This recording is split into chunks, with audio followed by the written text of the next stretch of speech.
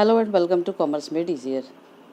In today's lecture of Accountancy Class 12th, we will discuss the chapter Dissolution of Partner. In the previous lecture of Accountancy, we have already discussed about the meaning of dissolution of partnership firm and जो conditions हैं, किन conditions में dissolution किया जा सकता है firm का, partnership firm का, वो हमने ऑलरेडी डिस्कस कर लिया था पिछले लेक्चर में. And today we will discuss the accounting procedure which is adopted at the time of dissolution of partnership firm. तो क्या प्रोसीजर होता है अगर आप मान लीजिए अकाउंटेंट हैं, तो आपको अगर पार्टनर्स बिजनेस को डिसॉल्व करना चाहते हैं, यानी कि समाप्त करना चाहते हैं, बंद करना चाहते हैं, तो क्या प्रोसीजर होता है, अकाउंटिंग प्रक्रिया क्या होती है, कैसे कैसे हमें जो है सिस्टमेटिक वे में स्टेप बाय स्टेप में जो वे है उसमें हमें अपने अकाउंट्स को कैसे क्लोज करना है, कैसे हमें जो पेमेंट्स करनी है, जिन लोगों को पैसा देना है किस तरह से देना है, तो सारा प्रोसेस जो है आज हम समझेंगे आज के अपने लेक्चर में. So let us start. The following steps are involve in accounting process at the time of dissolution. तो कौन से स्टेप्स होते हैं? सबसे पहले जो है पहला स्टेप होता है हमारा, जब हम डिसोल्यूशन स्टार्ट करते हैं, जो अकाउंटेंट है वो क्या करता है, प्रिपरेशन ऑफ रियलाइजेशन अकाउंट, इसको हिंदी में कहते हैं वसूली खाता. तो सबसे पहले जो है रियलाइजेशन अकाउंट बनाया जाता है. अब तक जो हमने पिछले चैप्टर्स पढ़े हैं अकाउंटिंग, जो पार्टनरशिप फर्म के बारे में हमने पढ़ा है, उसका पार्टनरशिप फर्म का रिकॉन्स्टिट्यूशन कैसे होता है, उसमें एडमिशन है, रिटायरमेंट है, डेथ है, या change in profit sharing ratio है, या उसके फंडामेंटल हैं, इनमें सभी चीज़ें सेम हैं. अब तक हमने देखा था सब में रीवैल्यूएशन अकाउंट बनाया जाता है, फिर पार्टनर्स के कैपिटल अकाउंट बनते हैं, फिर पार्टनर्स के जो अकाउंट बनने के बाद जो है हम नई बैलेंस शीट बनाते हैं एडजस्टमेंट्स के बाद. तो ये सिस्टम सब में सेम था, लेकिन जो ये चैप्टर है हमारा डिसोल्यूशन, ये थोड़ा डिफरेंट है उन सब से. यहाँ पर हम कोई नई चीज़ या नया अकाउंट ओपन नहीं कर रहे हैं, हम यहाँ पर सब चीज़ें बंद कर रहे हैं, सारी चीज़ें क्लोज किया जा रहा है, बिजनेस को समाप्त किया जा रहा है, बंद किया जा रहा है. तो हर चीज़ को यहाँ पर हमें बंद करना है, ना कि कोई नया अकाउंट जो है हमें नया खाता खोलना. तो रियलाइजेशन एक ऐसा अकाउंट होता है जिसको, ये बेसिकली नॉमिनल अकाउंट है, नॉमिनल अकाउंट इसका नेचर होता है, और नॉमिनल अकाउंट का रूल होता है debit all expenses and losses, credit all income and gain. तो उस पर है जो ये बेस होता है, और इसमें हम जो है ये सिर्फ जो पार्टनरशिप फर्म है उसकी लाइफ टाइम में एक ही बार बनता है, यानी कि जब बिजनेस बंद होता है, फर्म का समापन होता है, तभी हम रियलाइजेशन अकाउंट बनाते हैं. और इसको बनाने के बाद जो है जितनी भी एसेट्स और लायबिलिटीज़ अकाउंट होते हैं उन सब को इसमें ट्रांसफ़र कर दिया जाता है. खासकर थर्ड पार्टीज़, जो बाहरी लेन देन है हमारा, बाहरी पार्टी से जो हमें आउटसाइड लायबिलिटीज़ हैं थर्ड पार्टीज़ की, उनसे जो लेन देन है उसका हिसाब किताब हम करते हैं. बाहर के लोगों का पैसा जो है वो लौटाया जाता है, और जो हमारी एसेट्स होती हैं, फिक्स्ड एसेट्स होती हैं, जिनको बेच करके पैसा वसूल किया जा सकता है, पैसा प्राप्त किया जा सकता है, उनको बेच दिया जाता है, और उनसे मिलने वाले पैसे से जिनको हमें पैसे लौटाने होते हैं, चुकाने होते हैं, उनको पेमेंट कर दी जाती है. और जो पैसा अगर बच जाए तो वो हम पार्टनर्स के कैपिटल अकाउंट में बांट देते हैं. ठीक है, तो ये हमारा प्रोसीजर होता है अकाउंटिंग में रियलाइजेशन अकाउंट बनाने का. सबसे पहले रियलाइजेशन अकाउंट बनेगा, उसमें सारी एसेट्स और लायबिलिटीज़ जो बाहरी हैं उनको ट्रांसफ़र किया जाएगा और उनका हिसाब किताब कर दिया जाएगा, एसेट को बेचा जाएगा और लायबिलिटीज़ को पे कर दिया जाएगा. और जो प्रॉफिट बचेगा या लॉस भी हो सकता है, वो पार्टनर के कैपिटल अकाउंट में हम डेबिट या क्रेडिट कर देंगे, जैसा भी होगा. प्रॉफिट होगा तो क्रेडिट हो जाएगा और लॉस होगा तो डेबिट हो जाएगा. उसके बाद हम बनाते हैं सेकंड स्टेप जो होता है रियलाइजेशन होने के बाद, preparation of partners loan account. तो अगर पार्टनर ने कोई लोन हमारे बिजनेस को दिया था या कोई एडवांस दिया था, उसके लिए हम जो है, यानी कि सबसे पहले हमने रियलाइजेशन अकाउंट में बाहर के लोगों का पैसा चुकाया, जो बाहर की लायबिलिटीज़ हैं वो पे की, जैसे हमारे क्रेडिटर्स होते हैं या बैंक से कोई लोन ले रखा है वो पे कर दिया हमने, हमारे कोई बिल पेबल बचे हुए हैं उनको पेमेंट कर दी. तो पार्टनर्स को कुछ नहीं देना हमें, पहले हमें बाहर वालों का हिसाब क्लियर करना है. उसके बाद हमने जो है पार्टनर का सबसे पहले आता है लोन. अगर पार्टनर ने हमें मतलब हमारे बिजनेस को, पार्टनरशिप फर्म को कोई लोन दिया हुआ था, तो हम उसका लोन लौटाएंगे, उसके लोन को वापस किया जाएगा विद इंटरेस्ट, या जैसा भी हमारे डीड में मेंशन होगा उसको हम पेमेंट करेंगे. उसके बाद थर्ड स्टेप जो होता है हमारा, वो होता है पार्टनर्स कैपिटल अकाउंट का प्रिपरेशन. और हम पार्टनर्स की जो कैपिटल उन्होंने बिजनेस के स्टार्टिंग में लगाई थी, वो पैसा जो भी है, जितना भी उनकी कैपिटल बनती है हिसाब किताब होने के बाद, फाइनली जो उनकी क्लोजिंग कैपिटल आती है वो हम उनको पेमेंट कर देंगे. और पेमेंट करने के बाद यहाँ पर एक जो है पॉइंट है यहाँ पर जो हम डिस्कस करना चाहेंगे वो ये है कि कई बार पार्टनर्स के कैपिटल अकाउंट जो होते हैं फिक्स होते हैं, तो उसमें क्या होता है कि कैपिटल अकाउंट तो फिक्स हो गए और साथ में ही करंट अकाउंट होते हैं पार्टनर्स के। तो अगर पार्टनर्स के करंट अकाउंट भी हैं तो हम उनके करंट अकाउंट को जो है कैपिटल अकाउंट में ट्रांसफ़र करके बंद कर देंगे। तो करंट अकाउंट को हम कैपिटल अकाउंट में ट्रांसफ़र कर देंगे और वो ऑटोमेटिकली क्लोज हो जाएंगे। और उसके बाद जो है हम पार्टनर का कैपिटल अकाउंट बना रहे हैं, उसमें जो भी उनकी लेन देन होने के बाद फाइनल जो उनकी पेमेंट का टाइम होगा, कितना पैसा उनको देना है, वो हम इसमें फाइंड आउट कर लेंगे कैपिटल अकाउंट बना करके, और उनके कैपिटल को पे कर दिया जाएगा। उसके बाद लास्ट में हम बनाते हैं जो बैंक अकाउंट या कैश अकाउंट। तो कई बार हो सकता है बैंक बिजनेस का खाता बैंक में नहीं है, वो सिर्फ कैश ही रखते हैं, तो कैश अकाउंट बनेगा। और अगर बैंक अकाउंट है उनका तो हम बैंक अकाउंट बना सकते हैं। अगर दोनों ही होते हैं, कई बार बैलेंस शीट में दोनों ही होते हैं, cash in hand, cash at bank, तो हम ये मान के चलेंगे कि हमने कैश जो है वो बैंक में जमा करा दिया है, डिपॉजिट करा दिया है, और उसकी एक एंट्री बना देंगे और साथ में हम बैंक अकाउंट बना देंगे। और बैंक अकाउंट जो होता है, जैसे हमारी बैलेंस शीट अपने आप ही मैच हो जाती है, तो इसी तरीके से हमारा जो बैंक अकाउंट होगा या कैश अकाउंट होगा वो ऑटोमेटिकली दोनों साइड ही बराबर हो जाएगी। यानी कि जितना पैसा आपने कहाँ से आपके पास आया बिज़नेस को जब हम बंद कर रहे हैं उस समय, और कहाँ हमने वो पैसा खर्च किया, किस किस को दिया, ऑटोमेटिकली दोनों साइड का आंसर जो है सेम होगा। अपने आप दोनों साइड बैलेंस हो जाएगी और आपको साथ में ही पता चल जाएगा कि आपका क्वेश्चन सही हुआ है। अगर ये दोनों में डिफरेंस आता है तो आपने कहीं ना कहीं कोई गलती की है और आप तुरंत अपनी गलती खुद ही पकड़ सकते हैं। तो ऑटो चेक सिस्टम होता है अकाउंट में ज़्यादातर, जैसे बैलेंस शीट मैच नहीं होती तो हमें पता चल जाता है कि हमने क्वेश्चन में कहीं गलती की है। तो ऐसे ही रियलाइजेशन अकाउंट में अगर हमारा बैंक अकाउंट या कैश अकाउंट मैच नहीं होता है, डेबिट क्रेडिट बैलेंस आपस में मैच नहीं करते हैं, तो हमें पता चल जाता है कि हमने कहीं ना कहीं कुछ गड़बड़ कर दी है, तो आप उसे आराम से क्वेश्चन में ढूंढ सकते हैं। तो ये हमारा एक पूरा प्रोसेस होता है डिसोल्यूशन का। तो एक बार इसको फिर से रिवाइज कर लेते हैं ताकि हमें ध्यान रहे कि हमने इसमें क्या करना है। सबसे पहले रियलाइजेशन अकाउंट बनेगा जिसमें सारी एसेट्स और लायबिलिटीज़, जो आउटसाइड लायबिलिटीज़ हैं, उनको हम लिखेंगे और सारी पेमेंट्स जो है वो कर दी जाएंगी। बाहर वालों का पैसा चुका दिया जाएगा एसेट्स को बेच करके। उसके बाद पार्टनर ने यदि कोई लोन हमारे बिजनेस को दिया था, हम पार्टनर का लोन पे करेंगे। उसके बाद फिर पार्टनर्स की कैपिटल की पेमेंट होगी, और लास्ट में जब हम कैश अकाउंट बना के देखेंगे दोनों साइड अपने आप कितना पैसा हमारे पास कहाँ से आया और कितना पैसा कहाँ पे चला गया। तो इस तरह से धीरे धीरे स्टेप बाय स्टेप सारे अकाउंट क्लोज होते जाएंगे।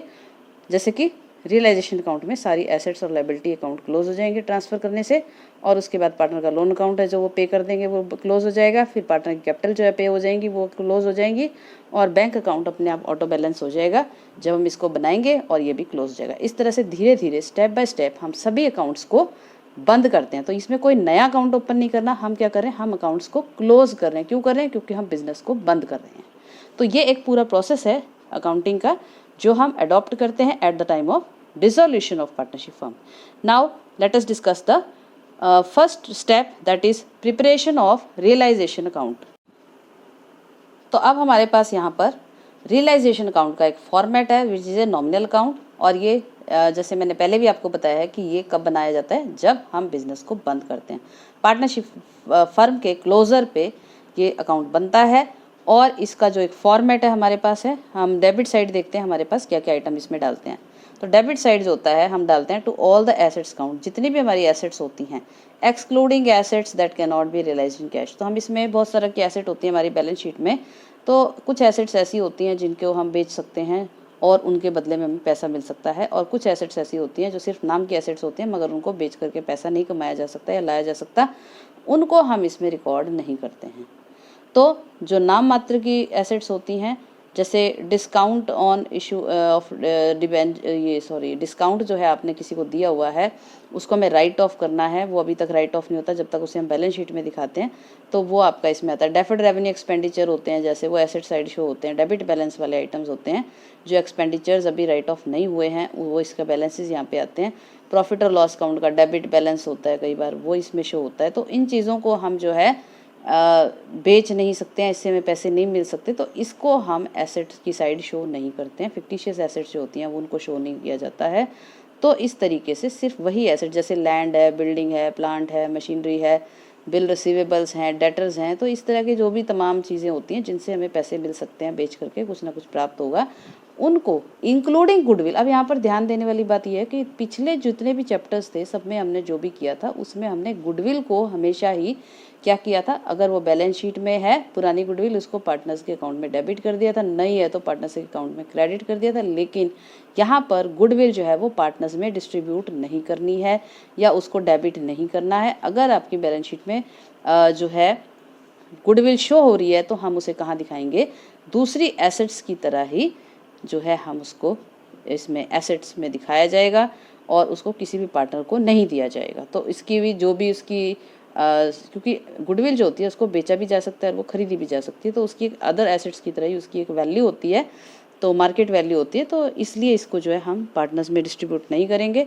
सारी एसेट्स जो है हमारी इसमें इंक्लूडिंग गुडविल आएगी जिनको बेच के पैसा लिया जा सकता है। उसके बाद जैसे हमने यहाँ पे डेबिट साइड में एसेट्स को लिखा है, ऐसे ही क्रेडिट साइड हम सारी आउटसाइड लायबिलिटीज़ इसलिए लिखा है, इसमें पार्टनर से भी कई बार हमने, जैसे पार्टनर का लोन होता है, कुछ पैसा लिया हुआ हो तो उसको हम इसमें नहीं दिखाते। तो पार्टनर से रिलेटेड कोई भी लायबिलिटी हमने यहाँ शो नहीं करनी है, सिर्फ हमने क्या दिखाना है, जो बाहरी लोगों का हमें पैसा देना है वो एक्सक्लूडिंग पार्टनर लायबिलिटीज़ लिखा हुआ है इसमें।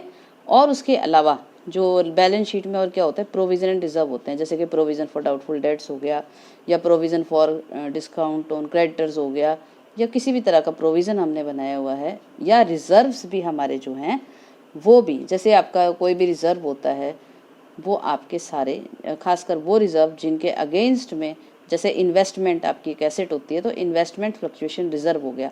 तो अगर आपके यहाँ पर एसेट है तो उसका, अगर उसके अगेंस्ट में आपका कोई रिज़र्व आपने बनाया है तो आप उस रिज़र्व को यहाँ पर दिखाओगे। उसके बाद और कोई रिज़र्व हो सकता है आपका जो आपकी एसेट्स के लिए आपने बनाया हुआ है, वो आप रिज़र्व यहाँ पे शो करेंगे। तो जो प्रोविज़न और रिज़र्व हैं वो भी आपके इसमें आ जाएंगे। उसके बाद तो अब हमने एसेट्स सारी जो है यहाँ पर ट्रांसफ़र कर ली हैं रियलाइजेशन में, और लायबिलिटीज़ को ट्रांसफ़र कर दिया है। तो ट्रांसफ़र करने से क्या होता है, वो एसेट्स अकाउंट वो क्लोज़ हो गए, यहाँ पे ट्रांसफ़र हो गए, ऐसे ही लायबिलिटी अकाउंट क्लोज़ हो गए। और अब हम इसको पेमेंट्स कर देंगे ताकि ये जो है ख़त्म हो जाए। तो जो एसेट्स हैं इनको सेल किया जाएगा और जो भी उसकी वैल्यू होगी, चाहे वो कम हो चाहे वो ज़्यादा हो, बुक वैल्यू आपकी है, मान लीजिए आपके पास बिल्डिंग है 2 लाख रुपए की और आपने उसको मार्केट में जो है सेल किया डिसोल्यूशन के टाइम पर, और उसकी 1,80,000 में आपकी बिल्डिंग सेल हुई है, तो 20,000 का आप उसको लॉस शो नहीं करेंगे, या कहीं पर भी आपको प्रॉफिट में अगर बेच रहे हो तो प्रॉफिट शो नहीं करना, ना में लॉस। जितने में जो चीज़ सेल हो रही है आपको वही वैल्यू इसमें शो करनी है, क्योंकि यहाँ पर हम कोई प्रॉफिट लॉस नहीं निकाल रहे हैं। तो यहाँ पर हमने सिर्फ जो सोल्ड वैल्यू है, जितने में वो चीज़ बिकी है, आपको वही अमाउंट यहाँ पे शो करना है, ना उससे कम ना ज़्यादा। तो यहाँ पर बाय बैंक अकाउंट आ गया एसेट रियलाइज्ड ऑन सेल। तो यहाँ पर जितने की भी वो एसेट सेल हुई है, यहाँ पर जो एसेट्स थी उनकी जिन की सेल हुई है, वहाँ पर आपको एडिशनल इन्फॉर्मेशन में क्वेश्चन में दिया होगा कि कौन सी चीज़ कितने में बिकी है। और कुछ चीज़ों की खासकर जैसे कि गुडविल है, मान लीजिए गुडविल आपने यहाँ पे शो की है, आपकी बैलेंस शीट में थी और आपने यहाँ पर उसके बारे में कुछ भी नहीं कहा गया है। तो खासकर एक होता है पेटेंट्स, एक होता है गुडविल। तो कई बार उनके बारे में कुछ भी ना कहा गया हो या वैल्यूलेस कहा गया हो। वैल्यूलेस होता है जिसकी कोई कीमत नहीं होती, यानी कि ज़ीरो। तो आप यहाँ पर अपने आप से कुछ भी शो नहीं करेंगे। जिनकी आपको इन्फॉर्मेशन दी गई है कि ये इतने में बिका है या इतनी चीज़ इतने में बिकी है, वही चीज़ें आपको यहाँ शो करनी है। तो गुडविल के बारे में अगर कुछ नहीं कहा तो आप इसको ज़ीरो मानेंगे, यानी कि उसको कोई पैसा हमें सेल पर नहीं मिला है, तो अपनी मर्ज़ी से हम उसकी कोई वैल्यू शो नहीं करेंगे। ठीक है, तो ये हो गया आपकी एसेट सेल के बारे में। उसके बाद जो हमारे एक्सपेंसेस होते हैं टू बैंक, रियलाइजेशन एक्सपेंसेस कौन से एक्सपेंसेस होते हैं, वो खर्चे होते हैं जो नीलामी वगैरह की जाती है। जब हम अपने एसेट्स को सेल करते हैं तो ऑक्शन की जाती है, उसमें जो है ऑक्शन में यानी कि नीलामी जो होती है अपनी बोली लगाई जाती है, और उसमें जो भी खर्चा होता है उसका प्रॉपर अरेंजमेंट करना होता है। पर्टिकुलर डे पर जो है ऑक्शनर होता है जो नीलामी करता होता है, उसको हम उसको हम जो है चुनते हैं और वो हमारे लिए जो है हमारे एसेट्स को बेचता है। तो जो भी खर्चा आता है उसको कहते हैं रियलाइजेशन एक्सपेंसेस।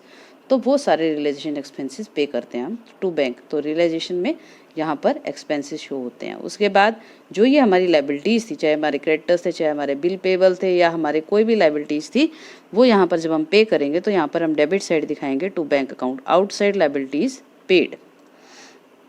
उसके बाद जो हमारी अनरिकॉर्डेड एसेट्स होती हैं कई बार, कि जो आपके रिकॉर्ड में नहीं थी और बाद में आपको जब बिज़नेस सेल कर रहे हैं तो आपको पता चला कि आपके पास कोई एसेट भी है, तो आप उसको भी सेल करेंगे और बाय बैंक अकाउंट यहाँ पर उससे जो पैसा मिलेगा आप यहाँ पर शो करेंगे। उसके बाद अगर कोई पार्टनर कोई लायबिलिटी लेता है, मान लीजिए कोई पार्टनर है वो अपनी वाइफ का लोन लेने के लिए एग्री हो गया है, तो वहाँ पर लायबिलिटी जो है उसके अकाउंट में हम क्या करेंगे, यहाँ पर to partners capital account liability taken by partner, यहाँ पर डेबिट साइड शो करेंगे टू पार्टनर्स कैपिटल अकाउंट। उसके बाद अगर पार्टनर कोई एसेट लेता है, कोई जैसे मान लीजिए बिजनेस बंद हो रहा है, तो हो सकता है कुछ पार्टनर उसके बाद अपना खुद का बिजनेस इंडिविजुअली स्टार्ट करना चाहें तो वो कोई सामान जो है खरीद भी सकते हैं, तो bye partner capital account asset taken over by partner. तो मान लीजिए पार्टनर ने कोई एसेट ले लिया, स्टॉक ले लिया है, फर्नीचर ले लिया या कुछ भी सामान ले लिया है, तो उसके अकाउंट में हम उसको ट्रांसफ़र करेंगे bye partners capital account asset taken over by partner. तो यहाँ पर एक चीज़ समझने वाली ये है, कई बार क्वेश्चन में जानबूझ करके आपको दिया जाता है कि पार्टनर ने वो चीज़ कैश ली है, फर्नीचर लिया मान लीजिए पार्टनर ने 50,000 का, तो एक तो हो गया furniture taken over by partner for ₹50,000। तो अब उसमें ये तो नहीं कहा है कैश लिया या नहीं लिया, तो हम उसकी कैपिटल में से ये पैसा काटेंगे, तो इसलिए जो है हम उसके कैपिटल अकाउंट में इसको डेबिट करेंगे एसेट को। तो asset taken over by partner यहाँ पे आ गई। अगर पार्टनर कैश लेता है यानी कि उसके बदले में पैसे तुरंत पे करता है, जैसे नीलामी हो रही है जिस जगह पर, वहाँ पर सभी लोग जो है वो बोली में शामिल हैं, तो पार्टनर भी शामिल है और उसने वो कैश पैसा दे करके लिए, तब हमें इसको रियलाइजेशन अकाउंट में शो नहीं करना है, क्योंकि वो बाकी नीलामी जो खरीदार हैं उनकी तरह ही उसने पैसे दे करके खरीदे, तो हमें इसके कैपिटल अकाउंट में से वो पैसा माइनस करने की ज़रूरत नहीं है। कैपिटल अकाउंट में हम ये तब शो करेंगे जब पार्टनर कोई बदले में पैसा नहीं दे रहा है और हम उस एसेट का पैसा उसके कैपिटल में से माइनस करेंगे, कैपिटल में से उसको पैसे को लेंगे, तो हम इसको कैपिटल अकाउंट में शो करेंगे। अगर वो कैश ले रहा है एसेट को, तो हम इसको रियलाइजेशन में शो नहीं करेंगे। ठीक है। देन अब हमने सारी एसेट्स ट्रांसफ़र की थी, सारी लायबिलिटी ट्रांसफ़र की थी, प्रोविज़न रिजर्व ट्रांसफ़र किए थे और एसेट्स को सेल कर दिया था, लायबिलिटीज़ को पे कर दिया था। पार्टनर ने कुछ एसेट्स या लायबिलिटीज़ ले भी ली हैं इसमें से। उसके बाद जो है अनरिकॉर्डेड कोई लायबिलिटी अगर बच जाती है, बाद में हमें पता चलता है कि हमें कोई पैसा देना है, तो हम उसको पेमेंट कर देंगे टू बैंक अकाउंट, यहाँ पे आ जाएगा। उसके बाद क्रेडिट साइड का हम टोटल करेंगे और डेबिट साइड का टोटल करेंगे, तो क्रेडिट साइड में से डेबिट साइड को माइनस करेंगे। अगर क्रेडिट साइड ज़्यादा है तो हमें प्रॉफिट होगा रियलाइजेशन पे, और उस प्रॉफिट को हम पार्टनर्स के कैपिटल अकाउंट में ट्रांसफ़र करेंगे। तो to profit on realisation transfer to partners capital account, ये हमारी एंट्री बन जाएगी यहाँ पर। और अगर हमें लॉस होता है यानी कि डेबिट साइड ज़्यादा है और क्रेडिट साइड कम है, यानी कि हमें पैसा मिला तो कम है और खर्चा हमारा ज़्यादा हो गया, पेमेंट ज़्यादा करनी पड़ गई, तो हमें लॉस हो गया, एंड लॉस जो होगा उसकी एंट्री हम क्रेडिट साइड करेंगे by loss on realisation transfer to partner capital account. A B C जो भी पार्टनर होंगे उनकी प्रॉफिट शेयरिंग रेशियो में हम ये जो प्रॉफिट है या जो लॉस है इसको उनके कैपिटल अकाउंट में ट्रांसफ़र कर देंगे। तो इस तरीके से जो है हमें रियलाइजेशन अकाउंट बनाना है और सारी एसेट्स और लायबिलिटीज़ वगैरह जो भी हैं उनको ट्रांसफ़र करना है इस अकाउंट में, जिससे कि ये अकाउंट में एसेट्स ट्रांसफ़र हो जाने से और लायबिलिटी ट्रांसफ़र हो जाने से ये अकाउंट अपने आप ही क्लोज हो जाते हैं, बंद हो जाते हैं। तो चलिए अब लेजर डिस्कस करने के बाद हम इसकी जर्नल एंट्रीज डिस्कस करते हैं। वैसे तो जर्नल एंट्रीज पहले होती हैं, बाद में लेजर बनता है, लेकिन मैं कोशिश ये करती हूँ पहले लेजर डिस्कस कर लूँ ताकि आपको ये पता हो कि किस चीज़ को हमने डेबिट में लिखा, किसको क्रेडिट में लिखा, जिससे हमें जर्नल एंट्री बनाने में सुविधा हो जाए और आपको जर्नल एंट्री आसानी से समझ में भी आ जाए कि हमने किसको डेबिट में लिखा है, क्यों लिखा है। तो सबसे पहले आपको याद होगा हमने एसेट्स को ट्रांसफ़र किया था रियलाइजेशन अकाउंट में, तो realisation account debit to assets account, तो ये एसेट्स को हमने रियलाइजेशन अकाउंट में ट्रांसफ़र कर दिया है।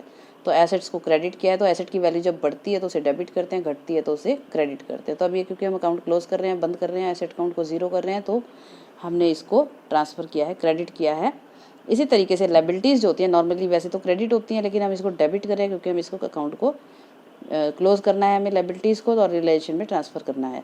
तो liabilities account debit to realisation account, ये हो गया liabilities transfer to realisation account. उसके बाद जो हमारे प्रोविज़न या रिजर्व्स हैं जिनको हमें रियलाइजेशन में ट्रांसफ़र करना है उनको हम ट्रांसफ़र करेंगे। तो provision and reserve debit to realisation account, ये प्रोविज़न और रिजर्व हमने आपको याद होगा क्रेडिट साइड हमने लिखे थे, तो क्रेडिट साइड वाली चीज़ें जो होती है वो ऊपर आती हैं जर्नल एंट्री में, और ऊपर जो नीचे ऊपर वाला नाम होता है जो लेजर का वो इसमें नीचे आ जाता है।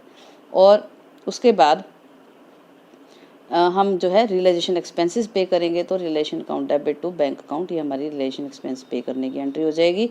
उसके बाद जो लाइबिलिटीज़ हम पे करेंगे, realisation account debit to bank account, आपको याद होगा हमने डेबिट साइड में इसको लिखा था liabilities paid by the firm, ये इसकी लाइबिलिटी पे करने की जनरल एंट्री बन जाएगी। चलिए अब हम डिस्कस करते हैं next entry, bank account debit to realisation account. तो asset sold and amount realise, तो हमने यहाँ पर एसेट्स को बेच करके पैसे वसूल कर लिए हैं अपने, तो बैंक में पैसा आया है तो बैंक अकाउंट डेबिट हो गया। अगर कैश है आपके अकाउंट, कैश अकाउंट है आपने, तो कैश अकाउंट भी लिख सकते हैं।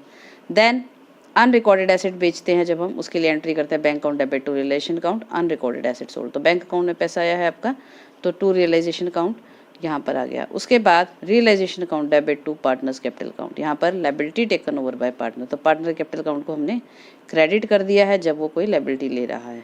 अगर पार्टनर कोई एसेट लेता है, asset taken over by partner, उसके लिए हम एंट्री बनाते हैं partners capital account debit to realisation account, तो पार्टनर्स के अकाउंट को डेबिट किया जाता है कैपिटल अकाउंट को जब वो एसेट लेता है, और लायबिलिटी लेता है तो हम क्या करते हैं, उसे क्रेडिट करते हैं।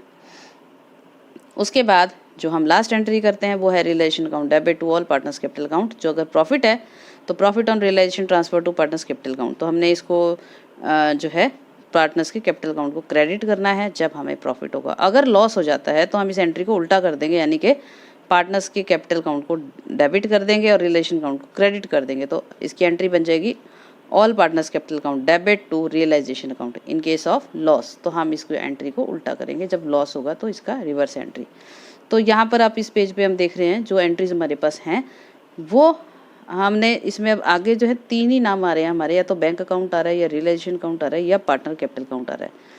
क्योंकि यहाँ पर कोई तीसरा नाम इसलिए नहीं आ रहा है क्योंकि हमने जो है सारी एसेट्स अकाउंट को क्लोज कर दिया है, सारी लायबिलिटी अकाउंट को क्लोज कर दिया है, तो ना तो कोई एसेट अकाउंट का नाम यूज़ करना है हमने, ना कोई लायबिलिटी अकाउंट का नाम यूज़ करना है। हम सिर्फ 3 नाम याद रखने हैं आपको इसमें, बैंक अकाउंट या कैश अकाउंट, रियलाइजेशन अकाउंट, और तीसरा है पार्टनर्स कैपिटल अकाउंट। तीनों की एंट्री आप करेंगे, चाहे आप एसेट लें। आप देख रहे हैं यहाँ पे लायबिलिटी पार्टनर ले रहा है तो हमने कोई लायबिलिटी का नाम नहीं लिखा कि जो है wife loan taken by A या बी, जिसमें हम सीधा realisation account debit to partner capital account कर रहे हैं, क्योंकि वो सारा चीज़ रियलाइजेशन में जा चुकी है और वहाँ से हम जो है पार्टनर के कैपिटल अकाउंट में उस चीज़ को भेज रहे हैं। तो इसलिए उस एसेट का नाम या लायबिलिटी का नाम हमें नहीं लिखना है, सिर्फ 3 नाम आपने ध्यान रखना है। और इस चैप्टर में जो है ज़्यादातर जो पिछले पैटर्न हमने बोर्ड के देखे हैं, तो 2 तरह के क्वेश्चंस इसमें मोस्टली आते हैं। एक तो होता है जर्नल एंट्रीज इसमें से पूछी जाती हैं, तो पार्टनर ने कोई एसेट बेची है, ली है, उसकी जर्नल एंट्री क्या है, एसेट सेल की है तो उसकी जर्नल एंट्री क्या है, रियलाइजेशन एक्सपेंसेस पे किए हैं तो उसकी जर्नल एंट्री क्या है, पार्टनर्स के अकाउंट में प्रॉफिट ट्रांसफ़र किया है उसकी एंट्री क्या है, या कोई liability taken over by partner है उसकी एंट्री क्या है। तो इस तरह से 6 एंट्रीज होती हैं, 6 पॉइंट होते हैं और 1 पॉइंट का आपको 1 मार्क मिलता है। तो जर्नल एंट्रीज इसमें बहुत ही इंपॉर्टेंट है इस चैप्टर में। पिछले जो पैटर्न हमने ऑब्जर्व किए हैं इस चैप्टर्स के बोर्ड एग्जाम के, और उसमें से जर्नल एंट्री आपकी ज़रूर आती हैं, और ये 5-6 पॉइंट्स हैं। इसको हम आगे न्यूमेरिकल जब हम डिस्कस करेंगे इसका, तब भी हम इसको डिस्कस करेंगे कि किस तरह से हमें न्यूमेरिकल करना है, जर्नल एंट्री बनानी है जब ये क्वेश्चन आता है। और दूसरा जो अब पैटर्न शुरू हुआ है, क्योंकि fill in the blanks type form में भी क्वेश्चन आ रहे हैं इस जो है बोर्ड में अब, तो fill in the blanks form में आपको कंप्लीट जो है एक लेजर्स बना के दे दिए जाएंगे, उसमें ब्लैंक्स बना दिए जाते हैं कि आपको ये फिल इन द ब्लैंक्स करने हैं, खाली ब्लैंक्स को आपको भरना है, लेजर्स को कंप्लीट करना है। तो इस तरह के 2 पैटर्न वाले क्वेश्चन आते हैं इस चैप्टर में से 6 मार्क्स का क्वेश्चन आता है, तो उसको हम आगे डिस्कस करेंगे। तो आपको उसमें ये भी क्लियर हो जाएगा कि पार्टनर्स का कैपिटल अकाउंट, बैंक अकाउंट और रियलाइजेशन अकाउंट, ये 3 नाम ही आपको जर्नल एंट्री में आगे याद रखने हैं, जिससे कि आपको जर्नल एंट्रीज बनानी है। तो आज के लिए हम इतना ही डिस्कस करेंगे, और आज का ये टॉपिक बहुत इंपॉर्टेंट था क्योंकि इसमें हमें सीख रहे हैं रियलाइजेशन अकाउंट कैसे बनता है, और ये बहुत ही इंपॉर्टेंट अकाउंट है इसका चैप्टर का। अगर आपका ये अकाउंट सही बन जाता है तो उसके बाद ज़्यादा कुछ करने को नहीं है क्वेश्चन में। तो आशा है आपको ये समझ में आ गया होगा, और आप किसी और हम जो है अपने नेक्स्ट वीडियोज़ में इसके न्यूमेरिकल्स वगैरह डिस्कस करेंगे तो और ज़्यादा आपको 8 पॉइंट्स क्लियर हो जाएंगे। तो thanks for watching, and don't forget to like, share and subscribe this channel. Thank you.